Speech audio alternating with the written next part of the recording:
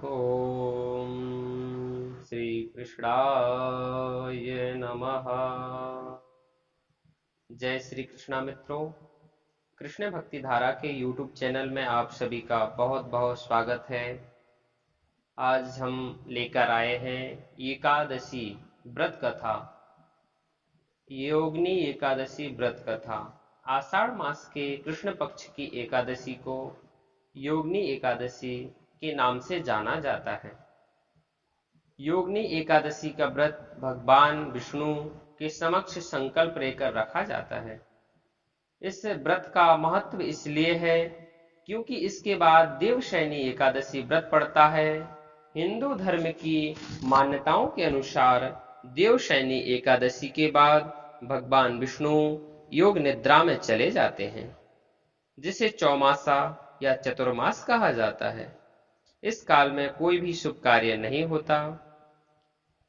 इसीलिए मान्यता है कि इस दिन से जो भी भक्ति भाव से भगवान हरि विष्णु का पूजन करते हैं और व्रत करते हैं, कथा को श्रवण करते हैं, वैष्णव नियमों का पालन करते हैं, उनके समस्त पाप नष्ट हो जाते हैं तथा वे श्री हरि के शरण को प्राप्त होते हैं। सज्जनों, एकादशी का व्रत प्रातःकालीन ब्रह्म मुहूर्त में स्नान के पश्चात भगवान श्री हरि का पूजन करने और व्रत का संकल्प करने से पूर्ण होता है तथा अगले दिन द्वादशी को पारायण करें एवं भगवान को भोग लगाएं और तुलसी ग्रहण के पश्चात इस व्रत का पारायण करें। आइए हम लोग एकादशी की व्रत कथा को श्रवण करते हैं। कैसे इसका नाम एकादशी पड़ा, योगिनी एकादशी पड़ा, इसका क्या वर्णन है, इस सब कथा को हम लोग श्रवण करेंगे। तो मन ही मन भगवान श्री हरि का ध्यान करेंगे, तत्पश्चात कथा को श्रवण करेंगे।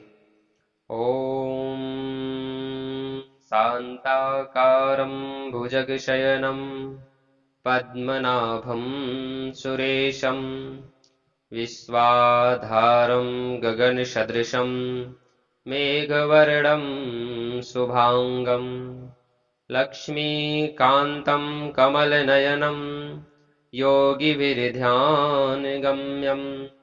वन्दे विष्णुं भवभयहरं सर्वलोकैकनाथं। योगिनी एकादशी व्रत कथा का वर्णन स्वयं भगवान श्री कृष्ण ने युधिष्ठिर के कहने पर किया था। श्री कृष्ण ने युधिष्ठिर से कहा कि हे राजन, सुनो, मैं तुमसे प्राणों में वर्णित ये योगिनी एकादशी की कथा कहता हूँ। एक बार की बात है, जब स्वर्गलोक में कुबेर नाम का एक राजा रहता था। वो बहुत बड़ा शिव भक्त था। प्रतिदिन नियमित रूप से भगवान शिव की आराधना करता था। उसका हेम नाम का एक माली भी था, जो हर दिन पूजा के लिए फूल लाता था। माली की विशालाक्षी नाम की बहुत सुंदर पत्नी थी, जिसके सौंदर्य पर माली आसक्त रहता था।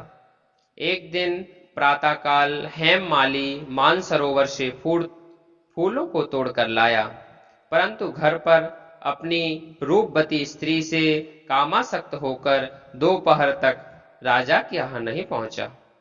राजा कुबेर को पूजा के लिए बहुत विलंब हो गया। विलंब का कारण जानकर कुबेर बहुत क्रोधित हुए और उन्होंने माली को श्राप दे दिया। कुबेर ने कहा कि हे माली, तुमने ईश्वर भक्ति से ज्यादा कामासक्ति को प्राथमिकता दी है। तुम स्वर्ग से दूर चले जाओगे, स्वर्ग से तुम्हारा पतन हो जाएगा और तुम धरती पर स्त्री वियोग और कुष्ठ रोग से कष्ट प्राप्त करोगे। कुबेर के श्राप के फलित होते ही माली हेम धरती पर आ गिरा। उसे कुष्ठ रोग हो गया और उसकी स्त्री भी उसको छोड़कर चली गई। हेम नामक माली वर्षों तक पृथ्वी पर अनेकों कष्टों को सहता रहा। एक दिन उसे मार्कंड ऋषि के दर्शन प्राप्त हुए। उसने अपनी सारी व्यथा ऋषि को सुनाई और अपने प्रायश्चित का मार्ग पूछा। तो मार्कंडे ऋषि ने उसे योगिनी एकादशी के व्रत का महात्म्य बतलाया। उन्होंने कहा कि भगवान विष्णु को समर्पित योगिनी एकादशी का व्रत तुम्हारे समस्त पापों को दूर कर देगा और तुम पुनः भगवत कृपा से स्वर्ग लोक को प्राप्त करोगे। हेम नामक माली ने पूरी श्रद्धा के साथ एकादशी योगिनी एकादशी का व्रत किया। भगवान विष्णु ने उसके समस्त पापों को दूर कर दिया और उसे पुनः स्वर्ग लोक की प्राप्ति हुई। इस प्रकार तब से प्रचलित इस एकादशी को योगिनी एकादशी के नाम से जानते हैं।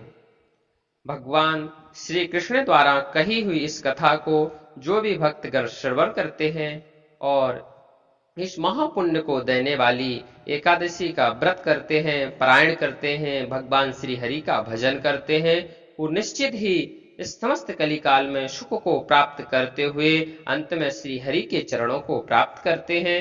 अतः हम सभी भक्तों के लिए एकादशी का व्रत निश्चित रूप से करना चाहिए और द्वादशाक्षर मंत्र का जप करते हुए इस एकादशी के समय को व्यतीत करना चाहिए।